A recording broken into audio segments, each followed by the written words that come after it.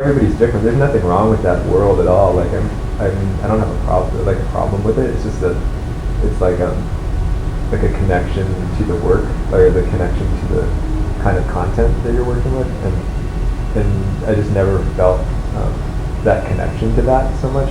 So, and I think you guys all sort of don't feel that connection as much of a connection to it as well. We still participate in that side of things.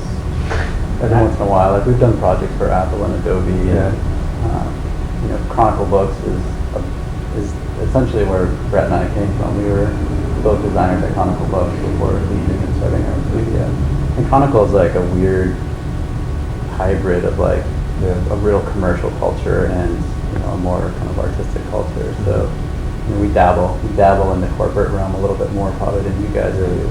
Well, I've never turned down the corporate work. That's the thing. Is I'd be more than happy to do it. I think one of the biggest concerns is not who the client is so much, but the process of creation. Exactly. That there is a whole mindset of how you create design, a very surface kind of slick way of working.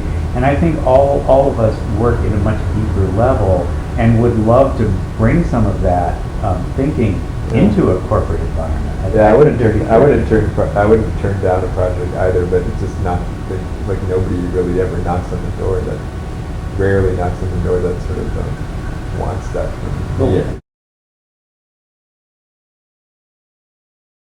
Yeah, but I think the difference is a process thing where I think there's a lot of risk involved when you're just sort of playing around with stuff and you're not even sure what it's going to look like in the end. And I don't think corporations who are paying you like a lot of money are really like super.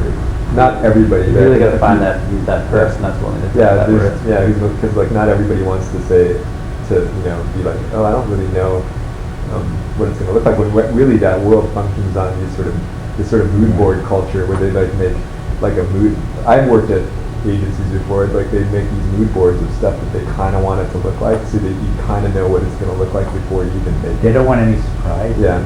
That's why Reebok was so odd, because when we started working with them, we would just show, we took all of the, in fact, even there's a bunch of photographs on the side of the wall, which were part of the photos we took at the beginning, and we didn't know how they were going to be used. We just thought, isn't this kind of neat? And when I worked on Sundance, I did stuff for Sundance Film Festival.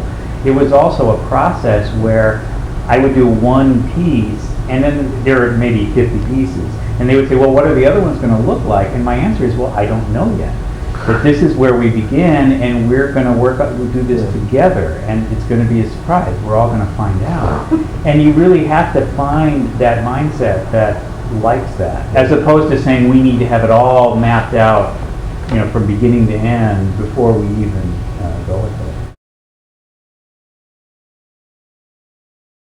it. For me, I've always hoped to create a studio that's more like a laboratory, where you have different places where I'm going to do some woodworking here, I'm going to look at some optical things over here, and then the digital stuff is over there, so that you can constantly move in and out of working with your hand, putting things on the screen, filming something, photographing something, and letting all these different processes all start to merge into the final result.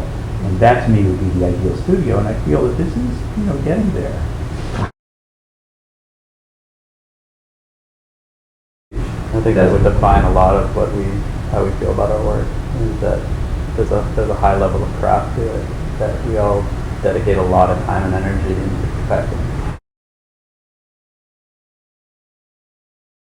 Well, we may have different opinions about it, but because we teach, that comes up all the time too when the students ask what's the difference between design and art. And as far as I'm concerned, speaking for myself, is we're not the ones to determine that. We make things, other people can label them, and I leave that for critics and curators to determine where they get placed, because any object, anything that we do could be framed in a whole number of ways. I mean, we're only, a block and a half from SF MoMA, where I'm doing a series of products now for them. They're commercial products, but they collect some of our work there, but that doesn't necessarily make it fine art. I don't. And galleries are more and more asking graphic designers to do sort of graphic installations or Yeah. weird exhibitions. We've done a few like Yeah. typographic like window displays for art galleries and shows, but I kind of look at it as a design. But Yeah. other I don't people really look at it care. as I think like that conversation's so like pointless in a way. Like I just hear people yapping about it. Well, you see, here's the thing though, is we say we don't care, but the fact that it's always designers asking the question, it's never artists saying, I wonder if we're really designers, suggests that there is this understood hierarchy of what is considered within the culture as being the higher level of achievement. And so it's all of us trying to convince ourselves that we don't care. One thing I wish, though, is that art critics would, at some point, also talk about the catalog, the graphic, because that is all part of the experience of the viewer. It may not be the art per se, but to start to look at the whole construction of the experience and school themselves at least a little bit in that. You know, you always hope, if you've spent a lot of time doing a catalog, that when they talk about the show, if we get 2 words saying also, you know, is accompanied by a nice catalog or something, we were like so thrilled. But we put probably more work into that thing than anybody else. And so, you know, I think that's all part of But it. I also think then, I mean, we were just talking about this the other day. I think that if, I think graphic designers are doing a lot of things like self-publishing or making, like, sort of like generating their own content. I think the reason why they don't ever say anything is because